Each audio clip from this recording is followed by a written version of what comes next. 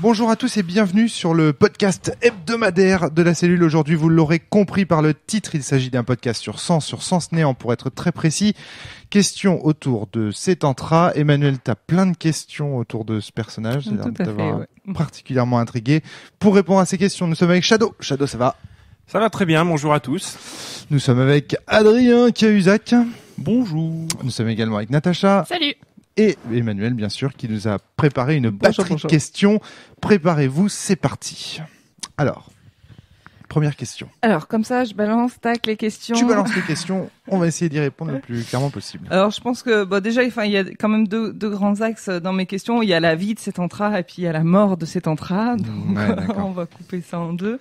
Alors après, c'est des questions larges. C'est à la fois des questions de meneur et puis des questions un peu plus sur le principe. Est-ce qu'on peut résumer peut-être rapidement pour les auditeurs qui est Settantra? Un peu Settantra. Comme ça permet de présenter le personnage et de comprendre pourquoi il soulève ces questions-là. Qui veut se lancer? Ou je me lance?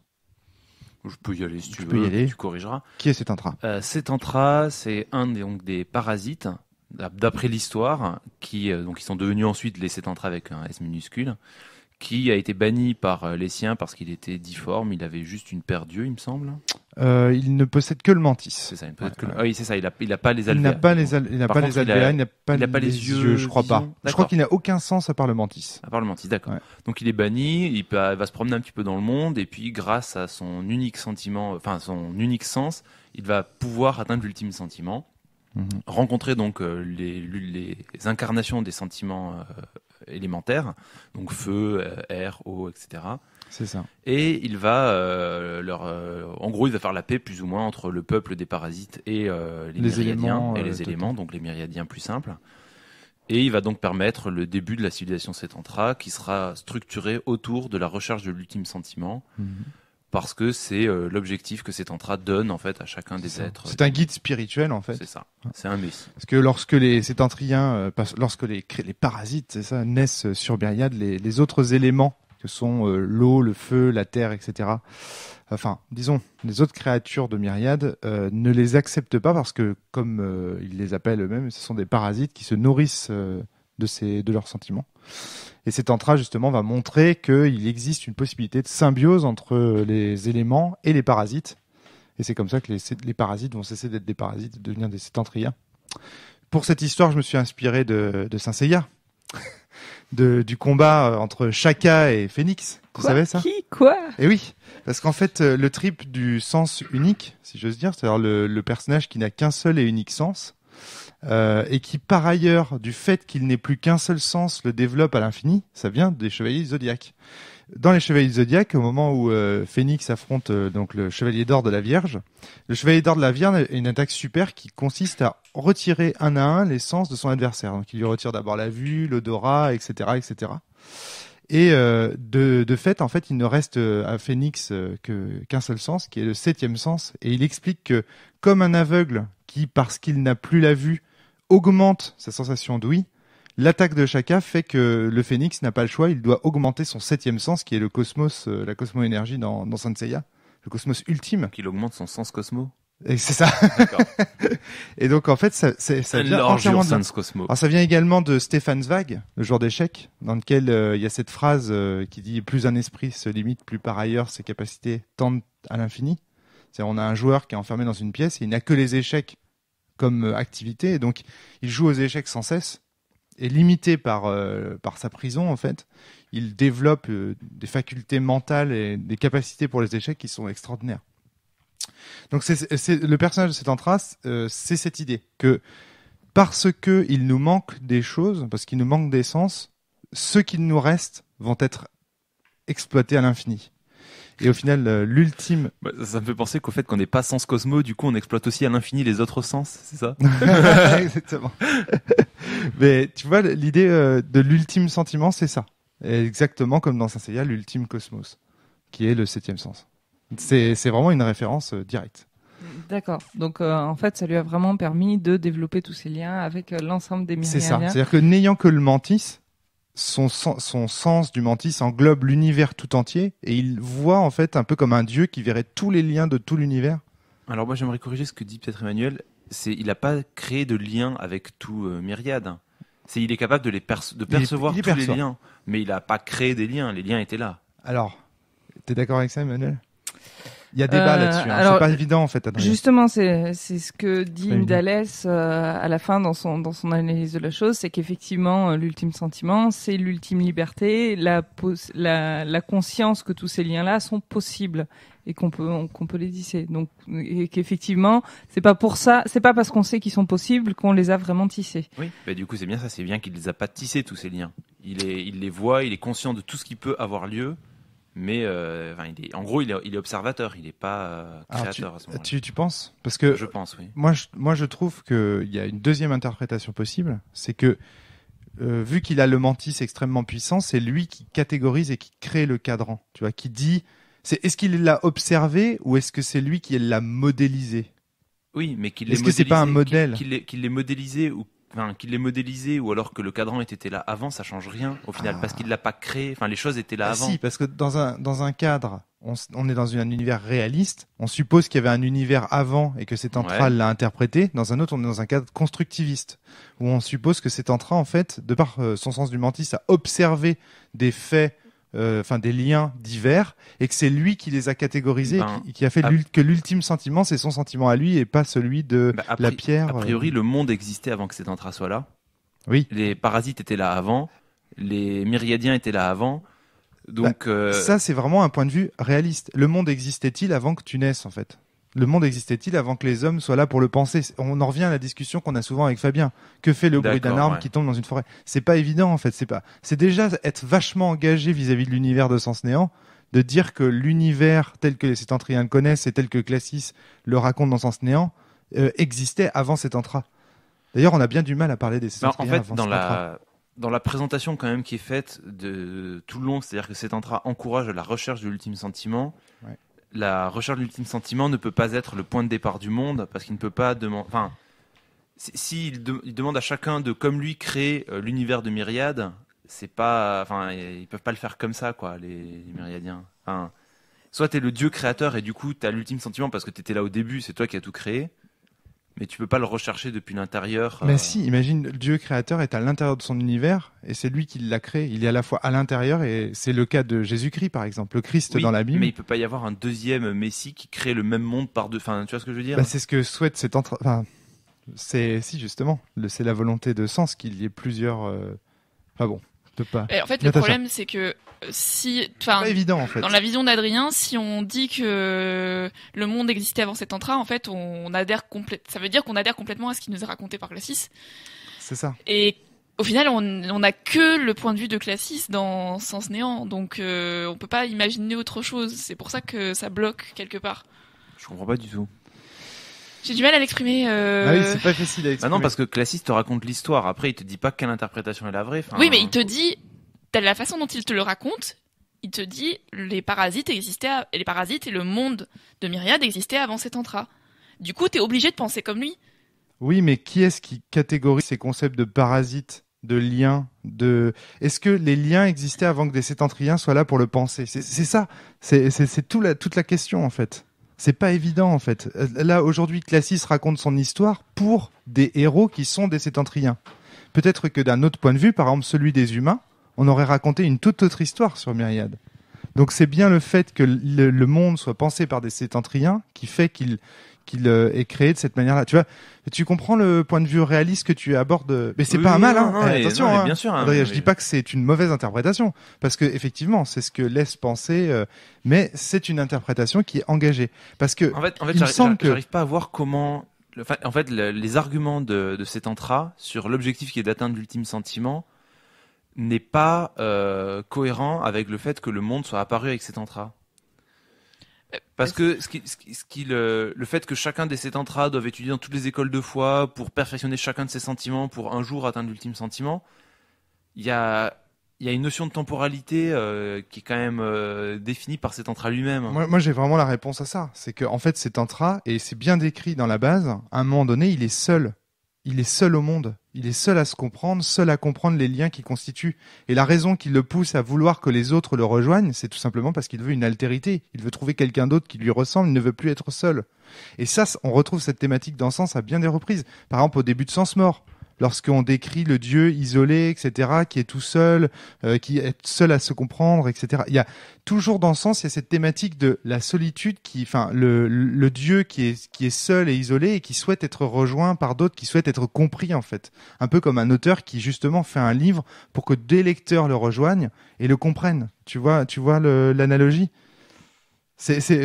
Alors, je voudrais juste citer un petit passage qui vraiment met l'ambiguïté.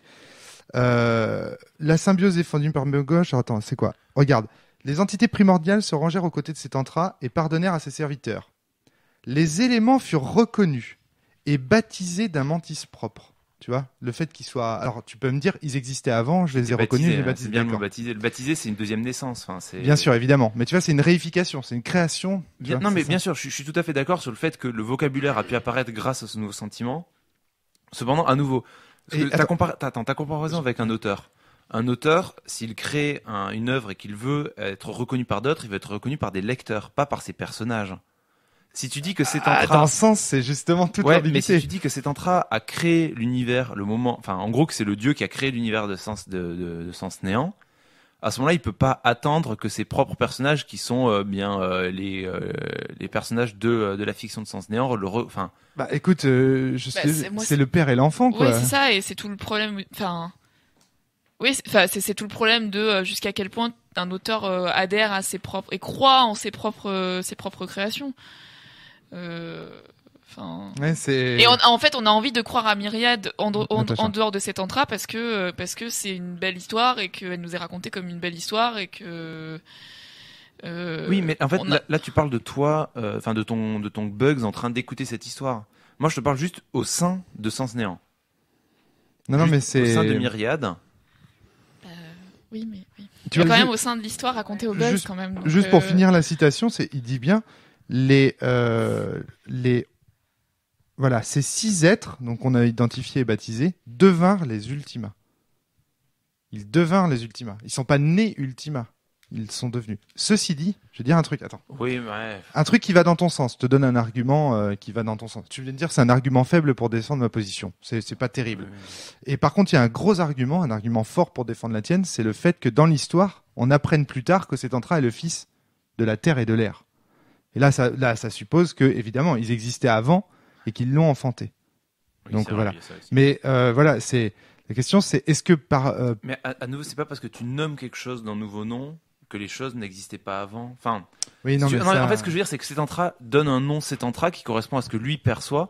Mais s'il faut, ces Ultima existaient avant et se nommaient autrement avant parce que c'est ça, on est d'accord, ok. Mais déjà, c'est une position réaliste. C'est-à-dire que t'as une position réaliste. Le monde existait avant et Sétantra l'a pensé. En fait, bien sûr, mais ce que je veux dire, c'est que je comprends qu'on puisse avoir la vision constructiviste de Sétantra qui a créé l'univers et que du coup, par contre, je n'arrive pas à justifier à ce moment-là la société qu'il crée. Enfin, le fait qu'il pousse les gens à rechercher l'ultime sentiment. Moi, je te dis, l'explication, là, je suis formel. Alors, je sais pas si mais il me semble que c'est écrit, mais explicitement dans la base, c'est parce qu'il ne souhaite plus il ne veut plus être seul. Il me semble bien qu'au moment où, à la fin, quand Sétantra est seul dans sa chambre d'ombre à méditer à la fin et qu'il comprend l'ultime sentiment, mais véritable, qu'il arrive à pousser son mantis jusqu'à finalement devenir ce que Fabien appellerait l'état de sens, l'ultime sentiment, eh bien, il dit, je suis seul et je suis seul à me comprendre, etc. D'accord. Donc du coup, tu notes bien qu'il y a 2 moments. Il y a un moment où on va dire qu'il comprend qu'il existe un ultime sentiment. C'est à ce moment-là qu'il nomme les Ultima. Exactement. Et ensuite, il y a le moment, on va dire clé. Le moment clé, qui est le moment où en fait, il comprend le monde et il le détruit. Enfin, il meurt à ce moment-là. Exactement. Voilà, tout à fait. Ça, hein. On est bien d'accord. Ouais. Du coup, dans ta approche constructiviste, le moment clé, c'est le seul moment qui existe en fait. C'est le moment c'est le moment de sa mort qui est aussi le moment du début du monde. Qui est le moment du début du monde, exactement. Ouais. Tout à fait. Et absolument. D'accord. Alors là vraiment. Ok, mais en fait, au début, je pensais que tu parlais, que l'instant constructiviste pour toi de début, c'était là où il nomme, par exemple, les Ultima. Non, je pense que c'est vraiment le moment où il atteint l'ultime sentiment. Parce qu'en fait, s'il n'avait pas atteint l'ultime sentiment, il n'y aurait pas eu d'histoire. S'il n'y avait pas eu d'histoire, il n'y aurait pas eu ce monde. Et que la 6 n'aurait aucune raison de compter. Tu vois. Il me semble que le moment crucial de Sens Néant, c'est le moment où il se fait assassiner, en fait. Il me semble. Oui. C'est compliqué là, on est peut-être déjà dans un fond de tiroir. C'est le moment où il dit je dois tout vous briser, je dois vous couper de ma volonté, sinon j'errerai seul à tout jamais. Merci. Voilà, c'est une nouvelle détermination. Voilà, t'as retrouvé la citation. Et c'est malheureusement. Mais tu vois, à nouveau, ce qu'il dit, c'est qu'il va les couper de sa volonté. C'est pas, il les invite pas à devenir une des volontés comme lui. Enfin, il veut se séparer de ça. Il n'y a pas de notion de rejoindre. Tu vois ce que je veux dire? D'accord, oui, je vois ce que tu dis. Je pense, encore une fois, c'est pour ça que la notion constructiviste, moi, me gêne. Oui, non, mais tout à fait. Hein. Après, encore une fois, c'est la vision de Classis aussi. Hein. Classis est aussi un causaliste. Ouais. Par exemple, alors que d'autres personnages de Sens ne le sont pas. Alors justement, voilà, j'ai deux questions simultanées. Finalement, Classis, avant d'arriver dans Néant, on a l'impression qu'il a pas, lui, par rapport à sa vision de Sens, on a l'impression qu'il a pas tranché s'il construit le monde ou s'il décrit. Voilà. Tout à fait. Donc, mais il y a un parallèle en fait entre les deux. Il y a un parallèle, ouais. Mais du coup, alors, moi, ça m'étonne presque. S'il a créé avec ses Lego ou si le monde existait déjà et qu'il l'avait deviné avant et qu'il a décrit quelque chose d'existant.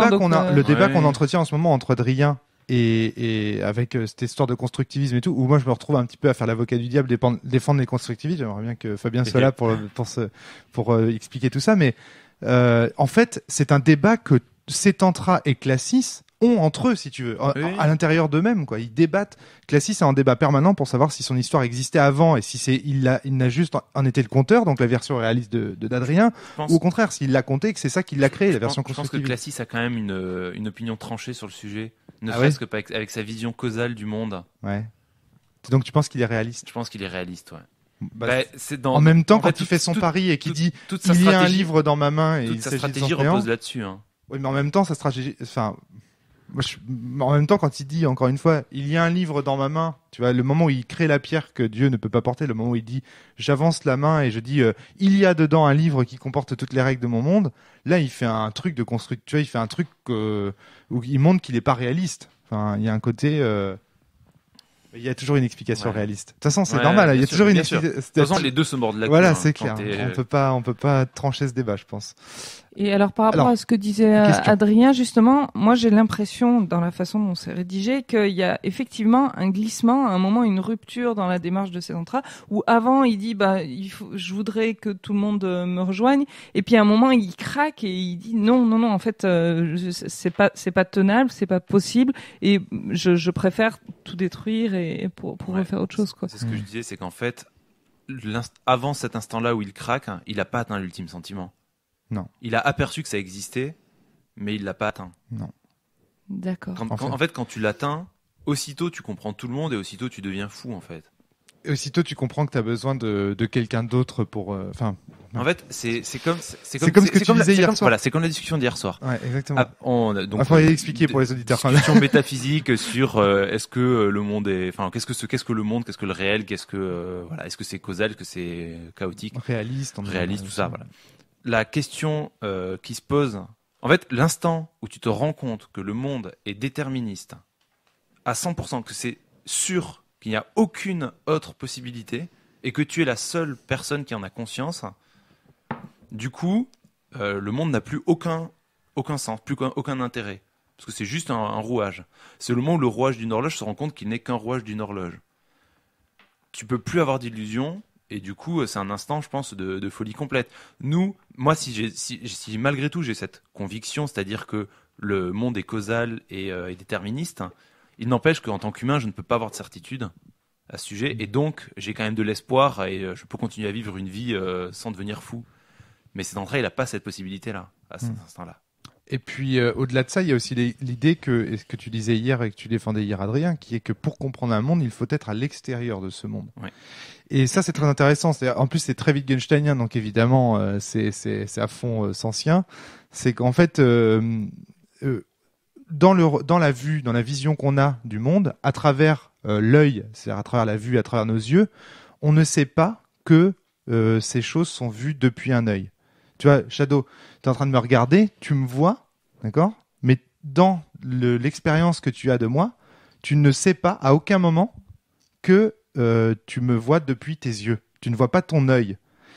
Et l'idée j'allais dire d'Adrien, l'idée de Wittgenstein, c'est de dire que pour voir une entité, il faut nécessairement être à l'extérieur de celle-ci. Et on ne peut pas...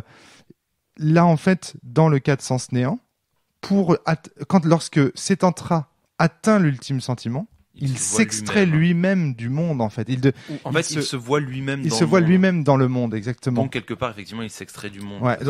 Et c'est ça que tu disais. Il y a deux Sétantras. Tu disais en préparation du podcast ou tu disais dans le podcast, je me souviens plus.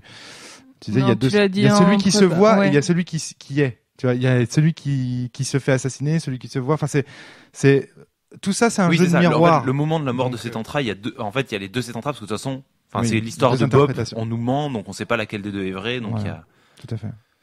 C'est le Sétantra de Schrödinger. Avec aussi la vision d'Indales, il y a deux manières de l'interpréter, soit acide, donc l'assassin, soit le méchant en gros, c'est celui qui assassine Sétantra, soit c'est Sétantra lui-même qui raconte son propre crime, etc.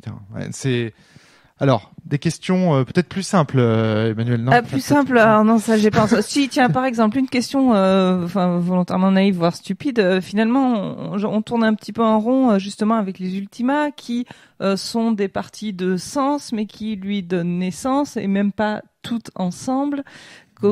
Comment c'est pas possible? C'est-à-dire?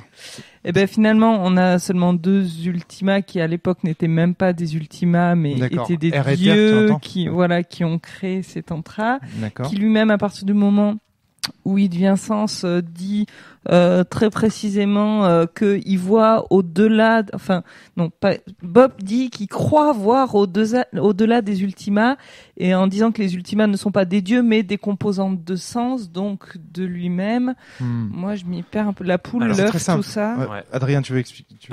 Quand il dit déjà qu'il voit au-delà et qu'il voit sens, il aperçoit que l'ultime sentiment existe. Voilà, ça c'est le moment où il explique ça. Alors après, pour le fait qu'il ait été créé par Terre et Air, c'est une manière de dire qu'il a été créé par Asilis et Classis, par l'histoire...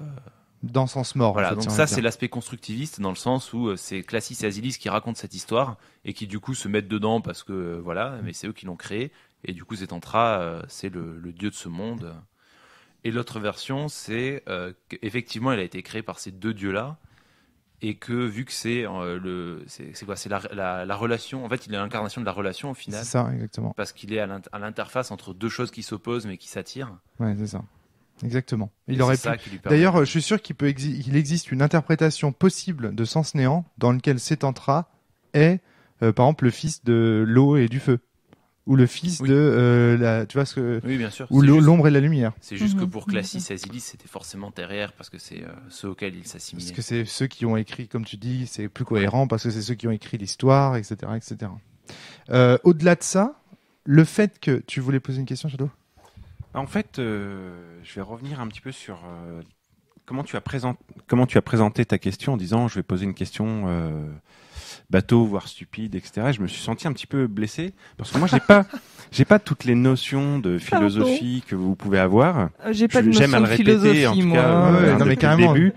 Et pour moi, cette question de comment Sétantra peut être issu de terre et air, c'était une vraie question auquel je n'avais pas de réponse, et pour moi j'avais l'intention de la poser parce que vraiment ça me posait problème en lisant Sens Néant. D'accord. Voilà, je savais pas comment je fais jouer, mes joueurs vont être amenés à le savoir, et comment leur expliquer, j'en avais aucune idée. Alors, j'avais pas compris que c'était l'incarnation de la relation. Ou en tout cas, je l'avais pas formulé. Oui, voilà. Là, j'ai des idées qui viennent de surgir, mais comme tu as présenté ta question, je me suis dit, super. Attention avec l'idée que c'est l'incarnation de la relation. Adrien, l'idée que c'est l'incarnation de la relation, c'est vraiment une interprétation. Ouais, mais c'est une interprétation que j'avais pas réussi à parce qu'on peut aussi. J'avais pas réussi à mettre des mots dessus. Parce que si Bob a raison, c'est aussi une incarnation de la négation. Je renvoie à l'Impadis aussi sur la relation et la négation, où il y a tout un passage où en gros il y a pas l'un sans l'autre, donc du coup est-ce qu'il est à la fois l'un et l'autre, c'est compliqué. Là c'est très compliqué. Pour revenir à la question, je suis assez terre à terre, comment l'expliquer? C'est très facile. Dans la base, tu as dans l'école de terre et dans l'école de l'air, tu as des petits extraits, des petits passages, des petits paragraphes. Et parmi ces paragraphes, on t'explique que à côté de l'école de l'air, il me semble, donc au Mont du Pan, donc si tes joueurs y vont, y passent pour arriver jusqu'au mont, il y a des pierres dans lesquelles cette histoire est sculptée. Et les joueurs ne savent pas qui a sculpté. Je sais plus comment c'est décrit, mais en gros, c'est les pierres. En fait, il y a des pierres autour de la terre. Il me semble qu'il y en a aussi à côté de l'école de terre. À côté de l'école de terre, à côté de l'école de terre. Oui, il y a une présentation justement de voilà, il y a des sculptures. Voilà, et qui a été fait là probablement. Dans l'école de l'air, c'est des bas-reliefs au pied de la cité. Et dans alors l'école de terre, je me rappelle. C'est des pas, racines, non? Il y a pas je me rappelle pas de l'école de terre. Je crois pas que ça y soit, mais. Mais en tout cas, tu peux commencer à supposer ça parce que. Tu vois deux silhouettes qui incarnent plus ou moins air et terre, voilà, c'est ça. Et qui tiennent un enfant. Voilà, c'est ça. Et au fur et à mesure, tu comprends. Quand tu pousses la lecture sentimentale, tu comprends que le Sétentrien de la lumière qui a voulu faire cette représentation a supposé qu'il s'agissait de Sétentra. En fait, ma question est plus naïve que ça. J'ai lu dans la base, effectivement, qu'on va pouvoir présenter aux joueurs ce qui s'est passé, expliquer l'histoire, la naissance de l'enfant, etc. Mais c'est juste, et si un joueur me dit, mais comment... Enfin, on nous a dit dans la base que les Sétentras donnaient chacun une partie d'eux-mêmes, en quelque sorte, pour créer un nouveau Sétentra. C'est vrai qu'on dit qu'il faut les 6 éléments. Exactement. Et là, moi, si un joueur me dit, mais c'est impossible, il y a pierre, air, et le reste, ça vient d'où? Voilà, et ben moi, désolé, mais j'ai pas quoi répondre. Exactement. Ouais. J'ai pas la notion, Adrien. Je passe le micro. Tu prends ta voix de classiste et tu fais... Cela était une histoire qui datait d'il y a fort longtemps. Et aujourd'hui, les golems n'avaient aucune manière de se rendre compte de quelle était la réalité de l'époque. Alors naïvement, ça c'est la est-ce réponse... que ça pourrait pas expliquer qu'il a pas tous les autres, qu'il a que le mantis par exemple, et que du coup il lui Merci manque... Natacha, j'allais y venir. C'est-à-dire que effectivement, c'est-à-dire que ça peut expliquer justement son infirmité. Ça c'est le premier point. Le deuxième point, c'est que tes joueurs trouveront l'argumentation et c'est-à-dire que tu t'es pas t'as pas à te justifier. Voilà, ce que j'allais dire. En fait, je les laisse réfléchir. Tu laisses réfléchir. Voilà. Mais attends. Tu vas voir, ça va plus loin que ça. C'est-à-dire que tu les laisses réfléchir. Tu leur dis, ouais, voilà. Et vous pas mal. Voilà. Voilà. Et vous comprendrez plus tard, parce qu'à un moment donné, Indales, c'est un de ses arguments principaux pour dire que l'histoire de Bob est un mensonge. Tout à fait. Il dit explicitement, mais c'est pas possible ce que tu racontes. Parce que Sétentra ne peut pas être le fils de deux éléments aussi simples. Donc il y a un problème dans ton histoire. Donc un personnage viendra donner raison à tes joueurs, tu vois, et leur laissera l'ambiguïté. Après, peut-être que effectivement, les Ultima avaient moyen de procréer d'une manière différente. Je vous rappelle qu'il y a aussi des fragments de Philonite qui traînent partout dans cet univers. Et le TGCP, ta gueule c'est Philonite, il y a plein de possibilités. J'allais dire TGCN, ta gueule c'est néant. Donc il y a... Mais, évidemment, et du coup, effectivement, face à cette trouvaille que les joueurs peuvent faire qui défend complètement la position d'Indales, est-ce qu'il y a un équivalent d'indices à trouver qui défendent complètement la position de Bob? Parce qu'en fait, ça c'est un des gros problèmes de la défense de Bob. Natacha, c'est que Bob, vu que Bob réinvente tous ses souvenirs, il le dit lui-même, quand il s'est fait briser, il est obligé de recréer ses souvenirs, il les invente. Il a lui-même donc aucune certitude que ce qu'il dit est vrai. Est-ce que quelque part dans le monde, il y a des témoignages qui justifient un petit peu sa position, même s'ils peuvent être eux aussi des mensonges ou autres, mais... Ce que disait Natacha tout à l'heure, l'infirmité de Sétentra est une preuve. Parce qu'en fait, on dit qu'il est infirme, on dit qu'il est difforme. Bref, est-ce qu'il est sétentrien? D'accord, effectivement. C'est ça la question. Est-ce que finalement Sétentra est vraiment sétentrien? C'est ça. Est-ce qu'il a la forme humanoïde, des 4 yeux, etc. Vu qu'il n'a ni l'alvéa, ni le mantis, etc. Si les joueurs du coup se rendent compte de ce que faisait remarquer Shadow, ce serait peut-être intéressant que un peu plus tard, ils trouvent justement un lieu qui se pose la question, ou des vestiges qui se posent la question si est-ce que Sétentra était un Sétentra. Voilà, c'est ça exactement. Et ça c'est pas dans la base. Mais par contre, on dit qu'il est infirme, etc. Donc, mais là, par contre, c'est l'anthropomorphisme en fait qui permet de passer en contrebande. Tu vois, on imagine un infirme en fait, parce que nous, en tant qu'humains, on a une vision de l'infirme qui est, il n'a pas Dieu, etc. Évidemment, on n'a aucune idée de ce à quoi pouvait ressembler Sétentra. D'ailleurs, il me semble qu'il n'y a pas d'illustration de Sétentra dans la base. Effectivement, ça m'a... Aucune. Il me semble pas. Alors sauter à la table des illustrations. L'avantage, c'est que Néant est le seul où il y a la table des illustrations. Voilà, donc on va pouvoir savoir. Il me semble pas. Je le vois pas. Il y a le cadran. Non, effectivement. Non. Il y a pas. Et il n'y a pas un visage de Sétentra dans les 2 autres bouquins. Non, il y a un visage de Sétentrien. Et par exemple, si vous regardez La Guerre des Immortels, l'épisode 1, il y a le moment où donc on dit oui, les Sétentras. J'ai une question. Dans Mort, le labo, il le voit apparaître. En fait, on s'est posé la question avec Valère. Je vous explique rapidement l'histoire de ce truc. On s'est posé la question avec Valère de comment le représenter. On n'a pas réussi. Mais réfléchissez comment représenter l'infirmité de Cétra du point de vue pictural. Mais ça se voit pas en fait son infirmité. Enfin, ça se voit pas. C'est pas perceptible par l'œil humain. Pour toi, il a quand même des yeux et tout ça, mais il ne voit pas. Comment tu représentes l'alvéa et les alvéas, c'est des yeux. L'alvéa, par exemple, Valère, il l'a représenté en, tu vois, par exemple, si tu regardes les dessins. Oui, alors il y a le Sétentra avec sa lumière là. Voilà, c'est ça. Mais j'adhère pas à cette représentation. D'accord. Du coup, j'ai une question qui naît là, parce qu'en fait, un des éléments qui pour moi était acquis, c'est que l'accident des laboratoires inversés, le visage de Sétentrien que l'on voit, c'est le visage de Sétentra. Tout à fait, ouais. Et du coup, il le décrit comme ayant 4 yeux à ce moment-là. Tout à fait.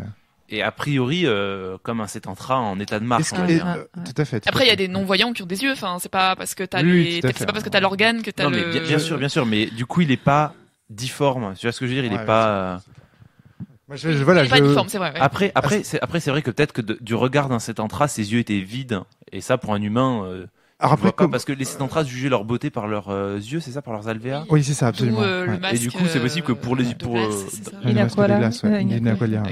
ça. Peut-être d'un point de vue humain, c'est des yeux, mais l'humain, il voit pas de différence entre deux paires d'yeux de Sétentras parce que voilà, c'est nouveau. Après, à ce moment-là, ils sont tellement choqués que. Donc, du coup, tu penses que le visage qui apparaît à ce moment-là, c'est le visage de Sétentra? Ouais, je suis convaincu. Pour moi, c'est évident. C'est le moment, en fait, où il atteint l'ultime sentiment. C'est le moment où en tout cas, c'est le moment où Classis crée son œuvre au final. C'est l'instant aussi pour Classis, je pense.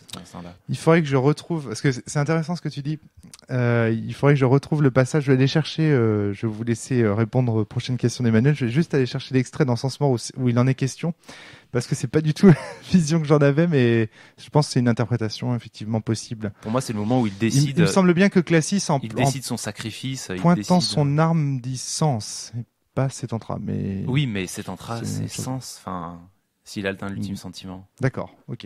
Et puis, c'est pas parce que Classis l'interprète comme ça qu'il a forcément raison. Oui, tout à fait. Non, c'est clair. Et puis, c'est peut-être aussi, comme je le disais, c'est peut-être le moment où ils ont créé un début d'histoire, ils ont des petits éléments, et puis c'est peut-être le moment où il dit, cette histoire, je vais en faire la pierre pour tuer Sens, je vais sacrifier Asilis à ce moment-là. Et du coup, à ce moment-là, effectivement, il raconte ça aux Bugs, mais en vrai, il n'y a rien eu. C'est juste, il se dit, Sens, je vais te péter ta gueule maintenant, parce que voilà, j'ai décidé, je prive de Sens ma copine, et puis voilà. Ouais. Mais dans tous les cas, c'est le même point clé que quand Sétentra devient acide ou devient, où se fait tuer. Bon, ceci dit, c'est vrai que j'avais une vision très humanoïde malgré tout de Sétentra. Mais bien sûr, dans mais les c'est normal que j'ai fait j'ai toujours décrit Sétentra comme ayant des bras, des jambes. C'est impossible de décrire un Sétentra sans ça. Ouais, c'est difficile. Hein. Déjà de les faire affronter des créatures qui sont pas des créatures, qui sont des aspects ou des. C'est compliqué. Ouais, c'est pas évident, ouais. Emmanuel, d'autres questions? Allez, je saute direct à la pierre angulaire, c'est le cas de le dire. C'est le chien de Tindalos. Qu'est-ce qui se passe au moment où Sétentra est anéanti? Alors, j'ai repris un petit peu le passage. Dans un premier temps, Bop, donc qui à l'époque est pas Bop, mais Méter, donc coupe ses liens en disant qu'il se coupe de lui des autres. Et dans un deuxième temps, dit qu'il brise pire qu'il l'anéantit. Et donc, on se retrouve avec un Sétentra qui n'est plus que la pierre de désespoir absolu. C'est bien ça? T'as l'air choqué, Adrien. La pierre de désespoir absolu, c'est Terre qu'il a. Ça, c'est en brisant. C'est en brisant Sétentra. C'est en brisant Sétentra, il récupère la pierre de désespoir absolu. Ouais. Il dit qu'il le brise et qu'à la fin, qu'il l'anéantit. C'est exactement le mot qu'il utilise. Alors, ça se passe en page 100, je sais plus, 200, non. Bref. Et donc, effectivement, il se retrouve juste avec la pierre. Donc, qu'est-ce que c'est, la pierre? Est-ce que c'est plus que du non-lien, plus que de l'acide pur? Qu'est-ce que... C'est marrant, tiens, je viens de retomber sur le passage en même temps que je fais des recherches, là. Je viens de tomber sur le passage où justement ça parle de la naissance de cet entra. Je fais un retour en arrière où il explique qu'il a été forgé sur le mont Pavonis et Bob explique que R et moi, donc à ce moment-là on sait que Bob en tout cas se prend pour l'ultima de Terre perverti, on va dire. Nous avons gravé sa légende dans la pierre. Donc tu vois voilà. Par amour pour votre richesse, nous nous sommes servis d'un jeune sétentrien. Donc ça veut dire qu'ils se sont servis de quelqu'un. Ils ont rendu infirme cet entra en fait. Tu vois, il n'a pas été créé par rapport à qui c'est qui me demandait tout à l'heure un argument en faveur du fait que il n'a pas été fait par le rituel de l'amour. Voilà, il n'a pas été fait par le rituel de l'amour. Il a été forgé par R et Terre à partir d'un jeune sétentrien qu'on a pris sur le mont Pavonis. Donc ça ressemble quand même vachement à ce que Terre fait à Azilis ensuite. Ouais, c'est clair. Donc voilà, mais tu vois, c'est intéressant quoi. Viens par là que je te fourre ma pierre de désespoir absolu. Ça fait une autre explication, tu vois, dans la mesure où voilà, juste. Alors tu disais toi. Alors moi j'ai retrouvé le passage. Donc c'est page hyper complexe. 179, 180. Page 179, Terre dit « Je n'éprouve plus aucun sentiment pour Sens, je n'éprouve plus aucun sentiment pour l'ultime sentiment, je n'éprouve plus aucun sentiment pour cet entra, je n'éprouve plus aucun sentiment pour moi. Pardonne-moi cet entra. » Donc là, clairement, il crée du non-lien. C'est ça, absolument. Il se couvre d'acide. Il se couvre d'acide. Et ensuite, il dit « Je brisais mon fils, pire, je l'anéantissais. » Pendant que les chaînes se brisent autour du bloc.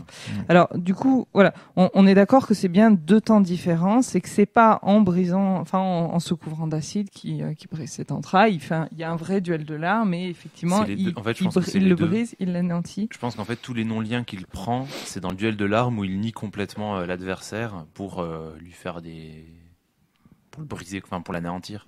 Mm-hmm. En tout cas, ce qui est sûr, c'est qu'à ce moment-là, il découvre cet entra découvre que les relations imposent un rythme, imposent une destinée à chaque personnage du monde de Sens Néant, de Myriade.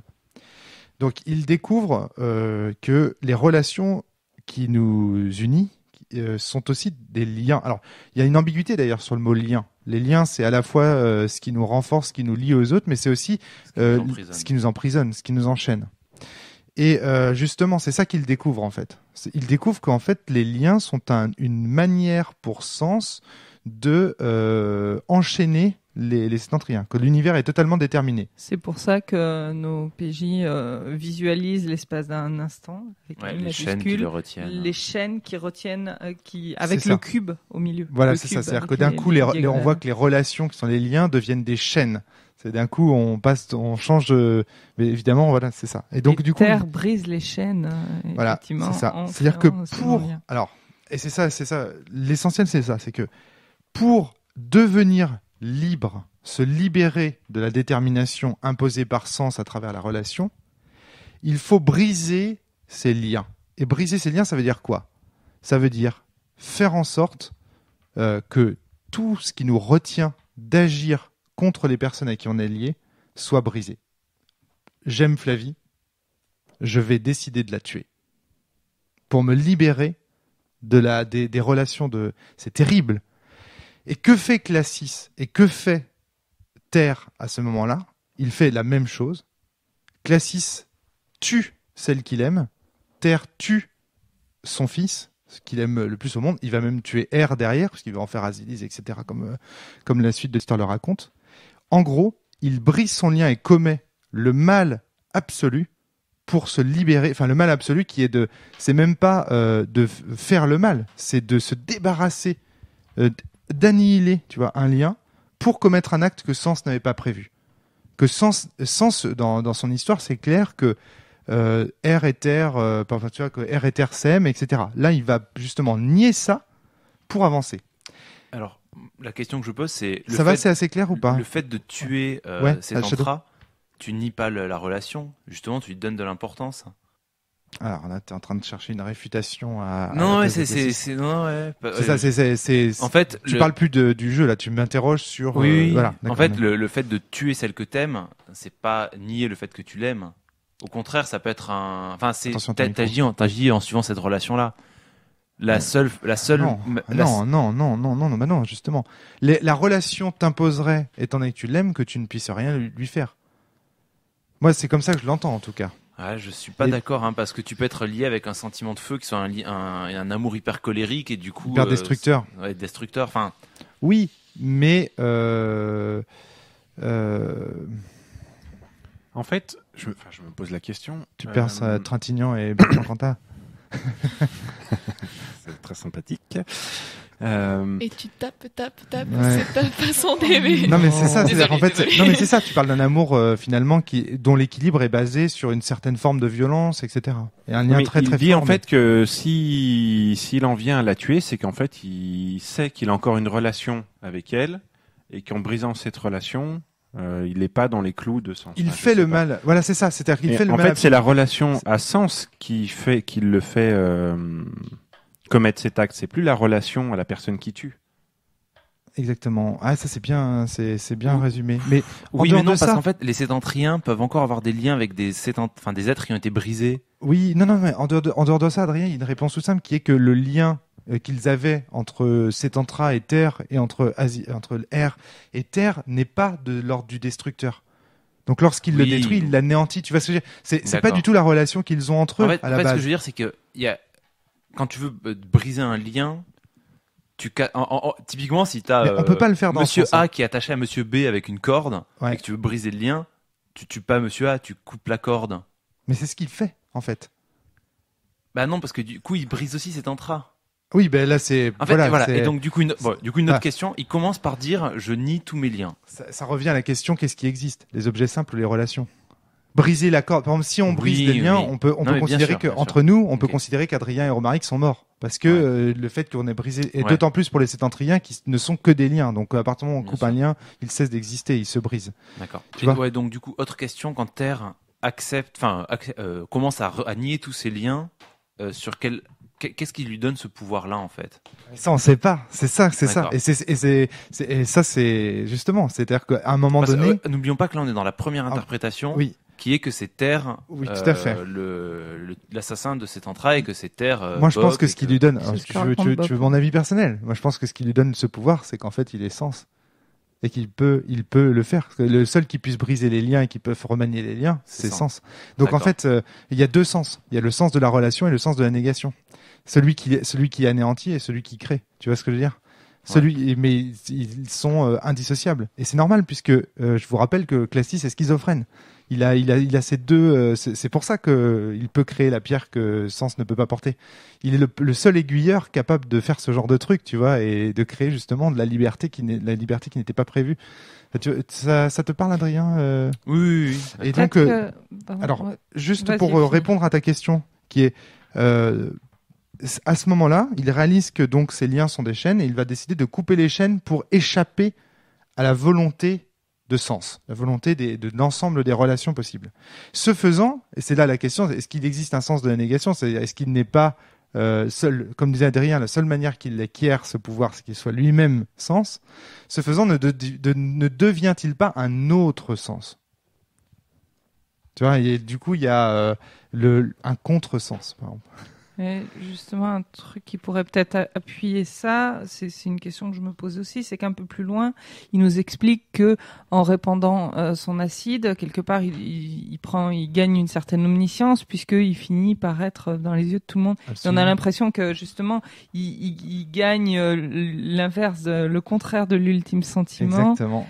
Et effectivement, ça donne un contresens, mais c'est évident. Enfin, pour moi, la philonite est contresens et les bugs sont les contresens, c'est-à-dire les enfants de ce dieu-là. C'est pour ça que d'ailleurs, ça me surprend pas du tout quand on me dit qu'à la table de Natacha, ils ont choisi de défendre Bob, parce qu'ils savaient qu'ils étaient beaucoup plus proches. Enfin, en tant que bug, en fait, en tant que contresens, justement, t'es beaucoup plus proche des intentions de Bob que des intentions d'Indales, qui lui finalement est un conservateur. Ça a été mon argument principal, parce que au final, on n'était pas nombreux à défendre ce point de vue-là sur la table, et ça a été mon argument principal pour dire, depuis le début, on se bat contre le déterminisme, et il faudrait qu'on choisisse le déterminisme à la fin, ça serait un peu incohérent finalement. Oui, tout à fait. Mais en fait, ce que te dit Emmanuel, c'est que ce faisant, tu choisis aussi un autre déterminisme quelque part, le déterminisme du contresens. Après, bon. on voit bien que ce déterminisme-là a plus de liberté. Enfin, je sais pas comment dire. Bon, je vais m'arrêter là. Je vais m'arrêter là pour l'instant parce que c'est là, c'est bon. Après, ça peut être des interprétations différentes, des points de vue. Par contre, ce que je voudrais faire, c'est poursuivre sur la question d'Emmanuel. Pourquoi ça ? Parce qu'il me semble que quand on est dans la relation, quand on est dans la relation, on ne fait que des choix émotionnels, affectifs, etc. D'accord ? Et donc, du coup, on se laisse guider par ses liens, par sa relation et tout. Là, ce que fait Classis, c'est qu'il dit je vais contre ça. Et j'ouvre de nouvelles possibilités. J'ouvre la possibilité de mentir. Et c'est très important. C'est-à-dire que de ne pas uniquement me fier aux relations, mais d'en créer d'autres fictionnelles. Et ça, c'est très important. C'est-à-dire que ce qui est inventé à ce moment-là de l'histoire, c'est juste la capacité d'imaginer. Imaginer autre chose que ce que le monde nous impose. Imaginer un autre monde possible. Là, à ce moment-là, à partir du moment où on est capable d'imaginer que les choses auraient pu être autrement, surgissent des éléments de jugement vis-à-vis de la réalité. Avant, il n'y en a pas.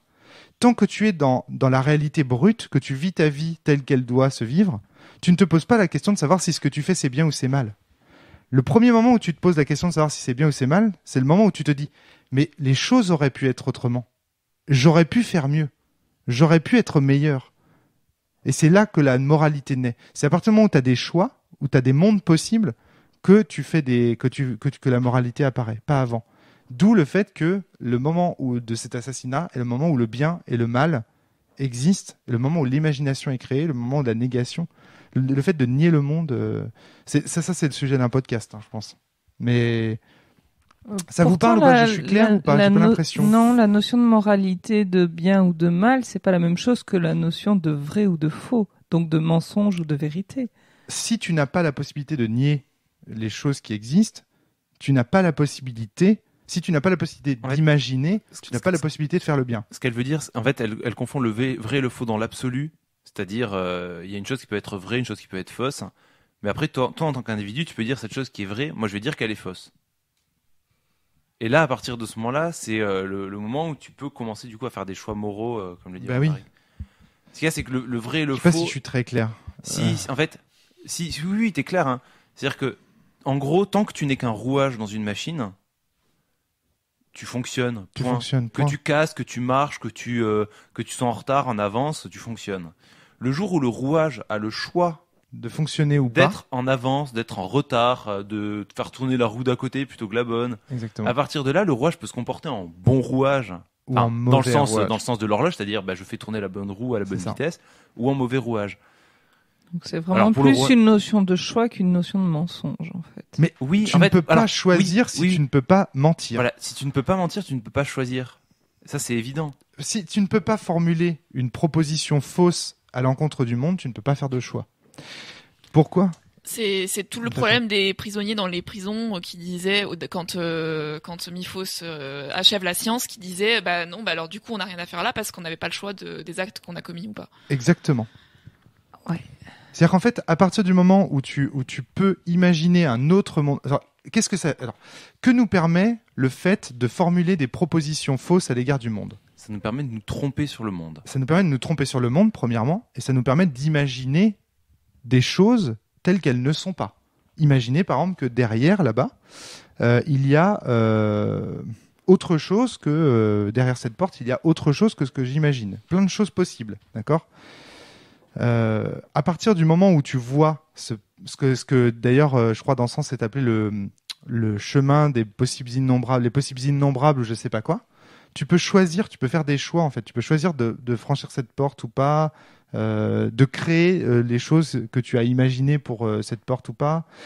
Tant que je sais pas comment dire, mais tant que tu n'as pas de proposition fausse à l'égard du monde, tu ne peux pas imaginer. Tant que tu ne peux pas imaginer, tu peux pas te dire je vais faire ça pour cela. Sauf que quand tu parles de proposition fausse, en fait, ce serait dans l'idée d'imaginer que le monde pourrait être autrement que ce qu'il est actuellement. Pour moi, la notion de choix, c'est quand même quelque chose qui est dans le futur. Et si je ne m'abuse, à partir du moment où on parle du futur, les choses n'étant pas encore réalisées, elles sont pas encore vraies ou fausses finalement. J'ai le choix de dire A ou de dire B, mais tant que j'ai pas commencé à parler, il y a aucune des propositions qui est fausse. Attention, je te parle comme ça parce que c'est toi qui as commencé à parler de vérité et de fausseté. Moi, c'est pas ce que je dis dans ce sens. Ce que je dis dans ce sens, c'est des propositions et des propositions niées. Oui, C'est-à-dire que je parle de relation et de négation. Je ne parle pas de vérité et de fausseté. Tu parles de mentir quand même. Oui, non, mais évidemment. C'est le mensonge qui parce que à partir du moment où tu peux formuler des propositions fausses, à partir du moment où tu peux nier des propositions, tu acquiers la possibilité de mentir. D'accord. Après, ça, c'est un jugement de valeur que les sétentriens portent sur l'acide, si tu veux. Et bon, voilà. Il faut montrer la corruption, etc. Il faut bien que le méchant ait une tête de méchant, si tu veux. Parce que si je l'avais juste appelé la proposition niée, on n'aurait pas compris en quoi le fait d'imaginer des choses et de, tu vois, c'est ça aussi, quoi. La princesse des propositions niées nous attaque.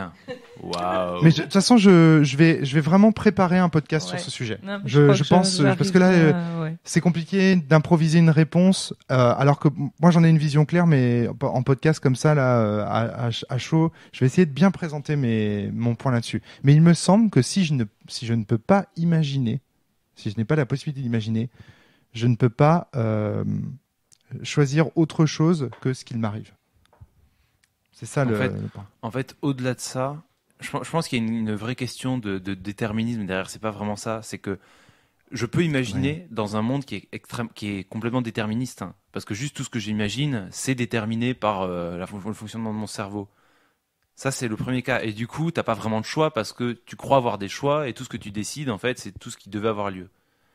D'accord. Ouais. La vraie différence dans ce que tu dis, en fait, c'est que il existe une non-détermination dont je suis l'auteur. C'est ça, ouais. Donc, ce que tu appelles la possibilité de mentir, c'est la possibilité de décider du futur. Et pas le fait de croire pouvoir décider du futur. C'est le fait de réellement pouvoir décider du futur. Il faut vraiment que et ça, c'est impossible pour un humain d'en faire l'expérience parce qu'on ne peut pas savoir si le monde... Enfin, dans l'état actuel des choses, et je pense pas qu'on le saura si le monde est déterministe ou non. Chez les Sétentras, la différence, c'est qu'ils savaient que le monde était déterministe. Et Sétentras, ou Acide, ou Terre, ou celui en question, a fait la première expérience absolue, c'est-à-dire en sachant pertinemment et à 100% que ce qu'il faisait allait contre ce qu'il devait se passer. Et que du coup, à partir de maintenant, il avait le choix d'aller contre ce qu'il devait se passer. Et que du coup, il avait le choix de décider de ce qu'il se passerait. Est-ce que je suis clair ? Ouais. Vraiment, c'est vraiment une question d'absolu, de déterminisme et de non-déterminisme, c'est-à-dire d'influence de la volonté d'un humain ou du chaos de l'environnement. C'est clairement la démarche de classisme, de toute façon. De lutter contre ce déterminisme. Il faudrait que je relise les paragraphes qui concernent tout ça, parce que je sais que c'est expliqué dans l'appendice, ça. En fait, c'est peut-être expliqué avec tes mots à toi, et Emmanuel est une scientifique, et il faut peut-être des mots... Justement, je te compte sur toi pour faire la traduction. Entendez l'insulte dans sa voix quand il dit ce mot. Entendez. Mais non. Non, c'est pas ça, mais c'est juste qu'il faut qu'on adapte nos concepts évidemment aux gens à qui on parle. C'est-à-dire que c'est pour parler, par exemple. Alors, en dehors de ça, pourquoi est-ce que évidemment, c'est une référence à la Bible, en fait. C'est-à-dire que qu'est-ce qui se passe finalement dans le jardin d'Éden lorsque Adam et Ève croquent dans la pomme? Ils découvrent le savoir, la connaissance, le lien avec Dieu. Exactement, c'est ça. Ils découvrent la possibilité, parce qu'en fait, de désobéir. La possibilité de désobéir, comme vient de dire Adrien. C'est ça qu'ils découvrent, la possibilité de nier un ordre de Dieu. Et ce faisant, ils deviennent des individus moraux, parce que découvrant qu'ils ont la possibilité de ne pas obéir aux ordres de Dieu, découvrant qu'ils ont la possibilité de faire le mal, l'arbre de la connaissance du bien et du mal. En fait. Exactement. Ils découvrent également ce que c'est de faire le bien. Et c'est ça. Et en fait, Sens Néant raconte d'une autre manière l'expérience proposée dans le jardin d'Éden à Adam et Ève. Tant que vous obéissez aux ordres de Dieu, vous ne connaissez pas le bien et le mal. Cet arbre, c'était le premier péché. Ouais. Le premier péché. C'est ça. Et c'est ça en plus. Hein. Il me semble que c'était des pêches. Il me semble que c'est pas des pommes mais des pêches. Des à pêches, revérifier. c'est génial. Ouais. C'est bon ça. En tout cas, l'arbre ici dans Sens Néant, c'est Bob. Bah oui. L'arbre de la connaissance. Enfin, il est à la fois l'arbre et le serpent finalement. Mais justement, c'est exactement ça. Oui. Et demande à Natacha, on a eu déjà des conversations au sujet de ce serpent puisqu'il est comparé à un serpent dans Sens Mort justement. Mais c'est pas le même serpent. C'est pas le même serpent. Mais voilà, c'est donc oui. Il y a cette idée catholique, chrétienne, biblique de à partir du moment où je peux faire le mal absolu, je deviens un individu moral et pas avant. Si je ne peux que faire le bien, je ne suis rien de divin. Puis c'est pas quelque chose qui est que biblique. Hein. Par exemple, le vol du feu par Prométhée, c'est la même chose au final. Tout à fait, absolument. C'est le même message. D'ailleurs, il me semble... non, c'est dans Saint-Seiya que j'avais fait des références à Prométhée. Mais à chaque fois, on retrouve ces... Mais bien sûr. C'est évidemment. Mais voilà, il faut savoir que ça vient de là aussi. C'est-à-dire que la possibilité de faire le mal absolu nous fait comprendre ce qu'est le bien absolu. Et ce faisant, nous dépassons même Dieu. Parce que Dieu, lui, il n'a pas le choix. Et donc, ce que tu appelles le mal absolu, c'est pas dans l'idée d'une action qui nous conduira forcément en enfer. Non. C'est une action que l'on sait contraire absolument à ce qu'il doit se passer. Absolument. Tout à fait, Adrien. C'est un absolu ça. Mais là, en l'occurrence... métaphysique, on va dire, pas un absolu... Tout à fait. Mais là, en l'occurrence, c'est vrai que ça coïncide avec un acte qui est quand même extrêmement... c'est-à-dire que la torture d'Azilise et le meurtre d'Azilise et de son enfant. Parce que je vous rappelle qu'Azilise est enceinte au moment où Glacis l'élimine. Ça, c'est très important aussi. Oui, c'est un truc que les joueurs souvent... que les joueurs zappent. Entendent très vite fait, ils font quoi ? Et puis après, 2 jours plus tard, ils ont oublié. C'est très important. C'est-à-dire qu'à la fois, Bob est l'assassin de cet entrame, mais il est aussi l'assassin d'Air. Il ne faut pas l'oublier. Est-ce que Azilise n'a pas un gros ventre dans Aqua City et compagnie ? Ce serait peut-être un élément important.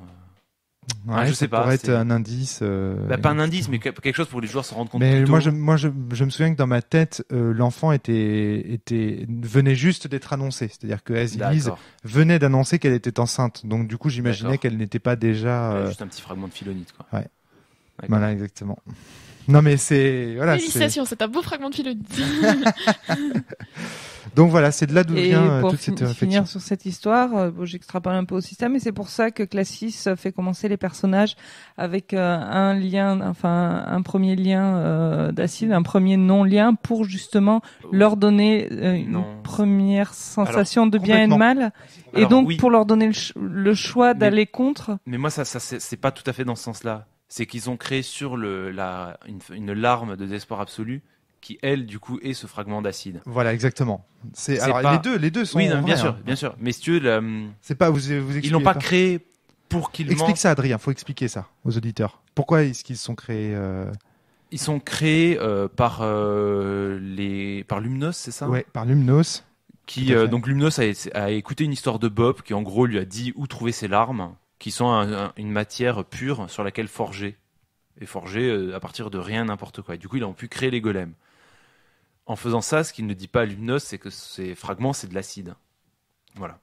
Et donc, du coup, parce que les golems sont créés sur ces fragments d'acide, il fallait forcément qu'ils commencent avec un acide. Ça, c'est le premier point. Deuxièmement, tout le monde a de l'acide. Voilà, c'est ça. Donc, tout le monde a été éclaboussé. Voilà, c'est pour moi, cet acide-là n'est pas voulu par Alors, il est voulu par le système il est pensé. Oui, il est pensé par le système pour que les joueurs l'aient. Mais également pour ces raisons-là. Oui, bien sûr. Attention, c'est le troisième point. C'est-à-dire, troisièmement, elle permet au golem d'avoir le potentiel d'être indéterminé et de pouvoir choisir entre le bien et le mal. Et de faire les duels de larmes aussi. Quelle que soit l'origine des golems, même s'ils n'avaient pas été forgés comme ça, dans l'univers de Sens Néant tel qu'il est, il fallait qu'ils aient un lien acide parce que de toute façon, tout le monde en a. C'est vrai, mais aussi parce que de toute façon ce sont des golems indéterminés, etc. Sûr. Mais non, mais je suis d'accord avec toi, Adrien. Non, mais c'est juste tout le monde en a. Ouais, je vais faire les choses dans un autre ordre. Sauf un ou 6. Ouais, ou un peu Indales. plus. C'est le seul qui ne s'est jamais corrompu. Si. Non. Ah si, il s'est corrompu. Il Non. s'est purifié, mais il s'est corrompu. Non. Ah non. Indales n'a glace, jamais été corrompu. Il a suivi les conseils de sa jarre de glace et il a cru que c'était lui-même qui l'avait conçu. Mais il a jamais eu lui-même sur lui-même qui lui des points d'acide. Jamais. C'est justement le brio de ce personnage. Tu voulais intervenir sur Indales, je te voyais. Ah non, qu'est-ce qu'il... Non, c'est pas ça, mais c'est vrai que tu nous avais présenté un petit peu Sens Néant en disant que finalement le plus près de l'ultime sentiment, c'était Indales. Et que c'était le seul qui pouvait encore l'atteindre. Parce qu'il n'avait jamais été corrompu. Voilà. L'ultime sentiment tel que Setantra l'a décrit dans ses prémices. Parce que lui, il n'a pas ce point acide qui fait que de toute façon, tout le monde arrivera à 99,999999 parce qu'il aura au moins un point acide. Comme l'a dit Adrien, tout le monde est corrompu. Sauf Indales, qui lui est totalement fait d'ombre pure, on dit. Ouais. D'autres questions, Emmanuel ? Eh ben ouais, moi j'en arrive justement à cette pierre juste après en fait. C'est le passage suivant. C'est le moment où Bob dit tac tac pour tous je serai à jamais l'assassin de Setantra, page 180 là. Au milieu de la chambre d'ombre, perverti par mon acide liberté, Setantra était devenu une pierre informe, la pierre de désespoir absolu. C'est quoi? C'est l'acide à nouveau. C'est que de la, ouais, c'est ça, c'est de l'acide pur et dur en fait. Je crois, docteur, c'est un podcast. Non mais clairement, c'est hyper. Le podcast du désespoir absolu. C'est la pierre du désespoir absolu. C'est un podcast à lui tout seul. Ça symbolise plusieurs choses. Premier point, ça symbolise la pierre que Dieu ne peut pas porter. D'accord, c'est la création faite dans la création de Classis, c'est une méga mise en abîme pour créer la pierre que Dieu ne peut pas porter, c'est-à-dire cette matière qui sera justement dépourvue de relations, en tout cas qui aura des relations mais qui échapperont à sens, qui n'est conçue que d'acide effectivement, et qui donnera naissance au golem. C'est la terre aussi. Quelque part, non, non, c'est la pierre de désespoir absolu, c'est aussi la pierre, en un sens la pierre philosophale, la philonite. Oui. C'est pas la terre. C'est bien précis, c'est la terre corrompue par l'alchimie en fait. Enfin, oui, d'accord. C'est ça, c'est vraiment autre chose. Et en plus, c'est la négation. Enfin, c'est une pierre de négation pure qui va permettre de composer en fait des êtres qui vont échapper à sens. Et en fait, ces êtres qui vont échapper à sens, on va les retrouver dans tous les sens. Les larmes de désespoir absolu, elles sont issues de cette pierre, sont des fragments ou c'est autre chose ? Je me souviens plus. Je crois que c'est au moment. Pour moi, c'est la même chose parce que les deux peuvent accepter tous les liens et que c'est pour ça que. Non, il me semble qu'en fait. Autant il peut la mettre dans Asilis pour la rendre sétentrienne, autant on peut les mettre dans les golems pour en faire des golems. Non. Les pierres du désespoir absolu. Tu penses aux pierres qui ont permis de composer les golems, c'est ça ? Je parle aux larmes du désespoir absolu. Les larmes. Est-ce que c'est la même substance que la pierre ? C'est en fait, ce sont lorsque terre est devenue acide, ces maîtres héritants sont eux-mêmes devenus des géants. Hélas, alors il y en a que 6. Il y a Hélas, Arbor, Hécate, Démos, Phobos. C'est ça. Et en fait, lorsqu'ils ont été vaincus à cette époque-là, ils ont laissé tomber une larme et Lumnos les a récupérées à Syria. Je crois que c'est dans la ville de l'économie. Quand il les a vaincus, il a récupéré les larmes et il les a enfermées chez lui. Et d'ailleurs, Bob dit mais ce faisant, il a dû mentir lui-même pour éviter qu'elles soient découvertes. Et donc les golems sont forgés à partir de ça. Et c'est très important que ce soit Lumnos qui les ait découvertes et on l'apprendra dans Sens Cosmo. Mais c'est pas vraiment. Enfin, ce sont pas des fragments de la pierre du désespoir. Alors, elles sont de même nature. Ce sont des pierres du désespoir absolu, elles toutes seules. Oui. Mais ce n'est pas la pierre du désespoir absolu comme celle qui va servir à enfermer les runes par les corrompus de l'acide au cours de la campagne de Sens Néant. Pour moi, c'était des fragments de celle-ci. Enfin, vraiment. Oui, bien sûr, puisque dans le sens où elles en sont elles en sortent issues en fait, vraiment. En fait, je pense qu'à partir du moment où Terre se couvre de négation, il devient lui-même matière de désespoir absolu. Il est tout entier, son corps tout entier de désespoir absolu. Setantra probablement lui-même devient une pierre de désespoir. Ah non. Attends, je me souviens plus. C'est pas plutôt. Ah non, oui, voilà, ça. Il cache une partie de lui-même dans Asilis et c'est cette pierre de désespoir absolu. C'est celle-là qu'ils vont chercher dans le corps d'Axinis. Ouais. Il faudrait vraiment que je relise ces passages pour être très très précis sur ces points. C'est pour ça qu'un bon podcast là-dessus, ça serait vraiment sympa. Parce qu'il y a plein de choses derrière cette pierre de désespoir absolu. Et il y a de la pierre philosophale, il y a la philonite. C'est-à-dire que la pierre de désespoir absolu, évidemment, est composée de philonite. Il y a l'idée de cette pierre qui ne peut pas porter. Il y a plein de choses à dire. C'est vraiment un podcast à part entière. Mais j'espère déjà avoir commencé à ouvrir les pistes qui te permettent, en bonne lectrice de sens, je pense, Emmanuel, qu'avec ces pistes, tu feras tous les liens. Effectivement. Et très clair. Relisez Sens Renaissance. Quand vous avez fini Néant, je vous invite vraiment à relire Sens Renaissance, Sens Mort, un peu comme à la fin de Fight Club.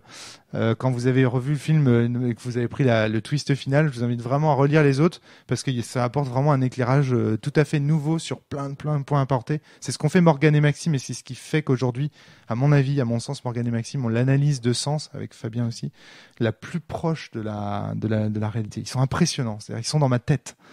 C'est très très impressionnant. Donc voilà, n'hésitez pas à relire les autres parce qu'il y a plein d'allusions à la pierre que Dieu ne peut pas porter. Il y a des personnages qui parlent de la pierre du désespoir absolu. Regardez qui c'est. Il y a plein de trucs à voir en fait. Voilà. Est-ce que tu avais d'autres questions ? Moi j'ai fait un peu le tour, mais je sais pas, peut-être que les autres ont aussi. Par rapport à cet entra, Shadow, parce que tu disais que toi, Sens Néant, c'était un livre dans lequel tu avais du mal à avoir les clés et voilà. Aujourd'hui, c'est le livre que tu comprends le moins de sens, je pense. C'est pas une question de compréhension, c'est. T'as l'impression de rater quelque chose. Voilà, en fait, c'est ça. J'ai discuté avec d'autres maîtres de jeu qui avaient une idée très arrêtée de Sens Néant, et moi, ça différait.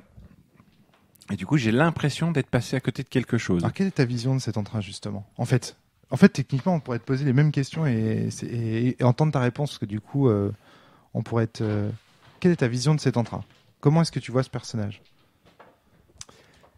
Je sais pas si j'ai vraiment envie de l'aborder là en podcast parce que c'est tellement moi c'est très terre à terre pour l'instant.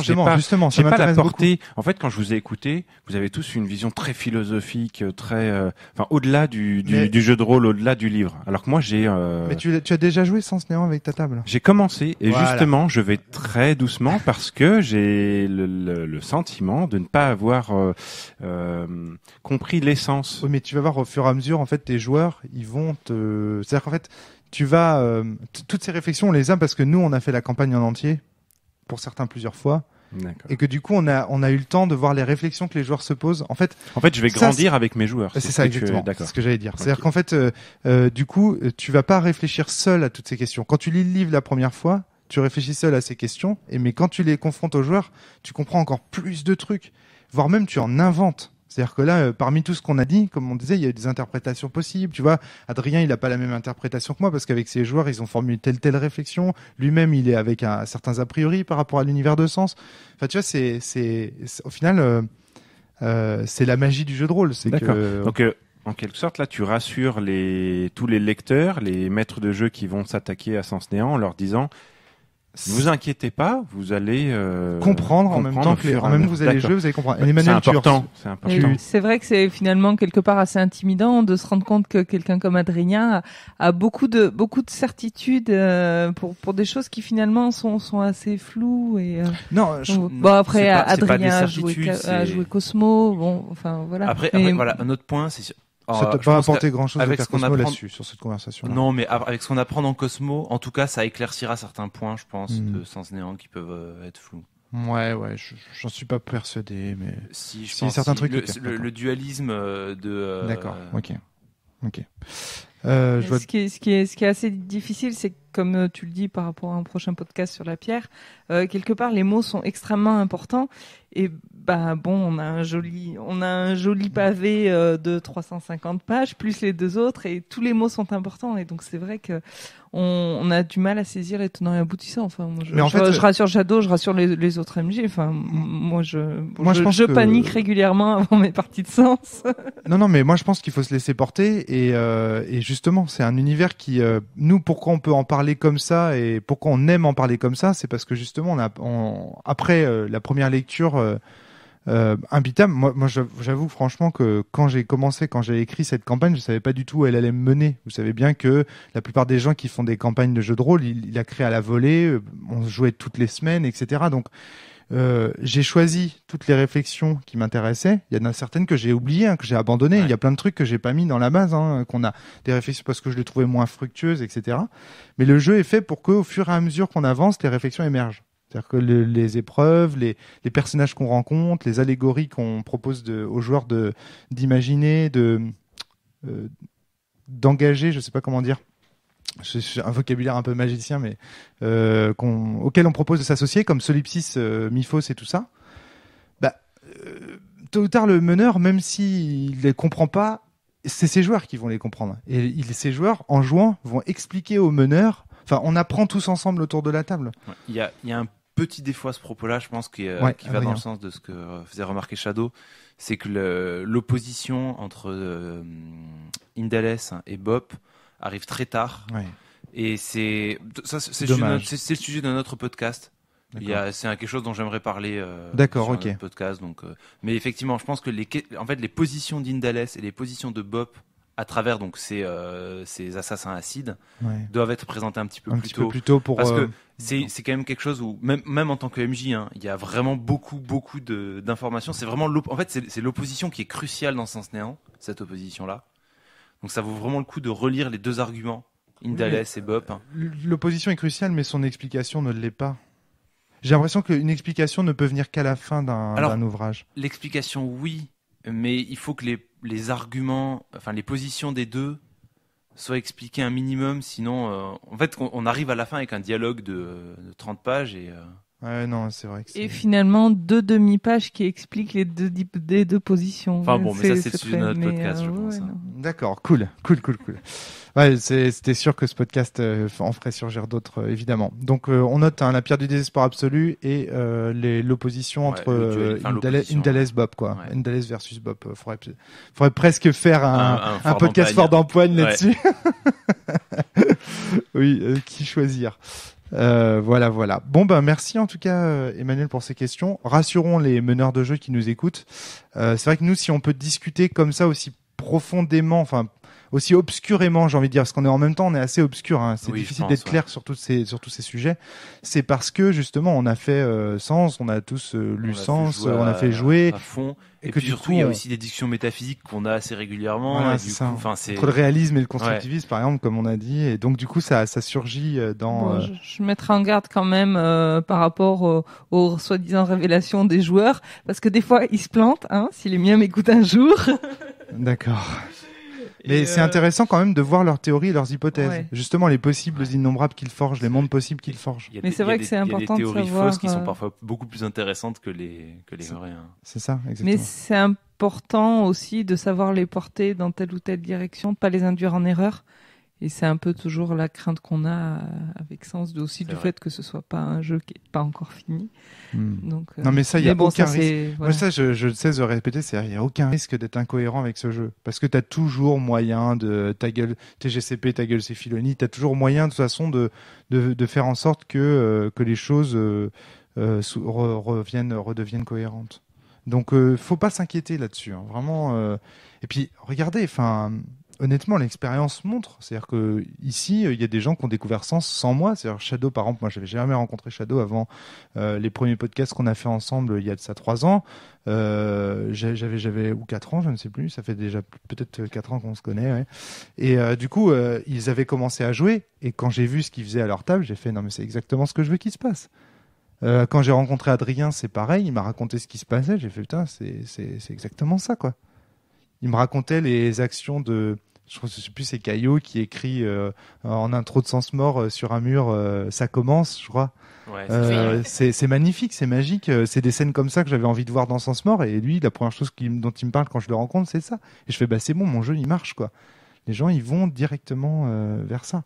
Avec les podcasts en plus, on peut plus se tromper. Alors là, vraiment, si en plus on écoute les podcasts, vraiment, je sais même pas comment on peut faire une mauvaise interprétation de Sens Renaissance et de Sens Mort maintenant.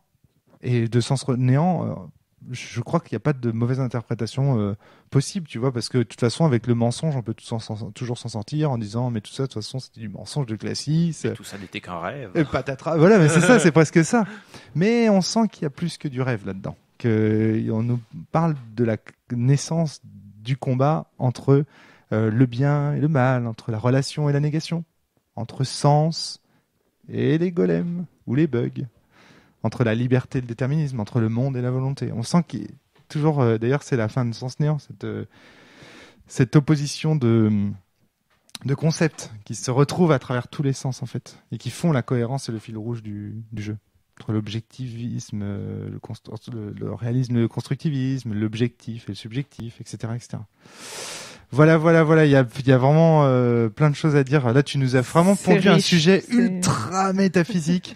Et j'aurais bien voulu honnêtement, si j'avais su que c'était aussi métaphysique, j'aurais bien voulu le préparer davantage. Mais du coup, les autres podcasts qu'on fera sur ces sujets permettront d'éclairer. Non, c'est à chaque fois que je te vois prendre le micro, j'ai l'impression que. Non, c'est parce que je joue avec en fait. D'accord. Allez, à bientôt tout le monde. Ciao. Salut. À bientôt. Salut.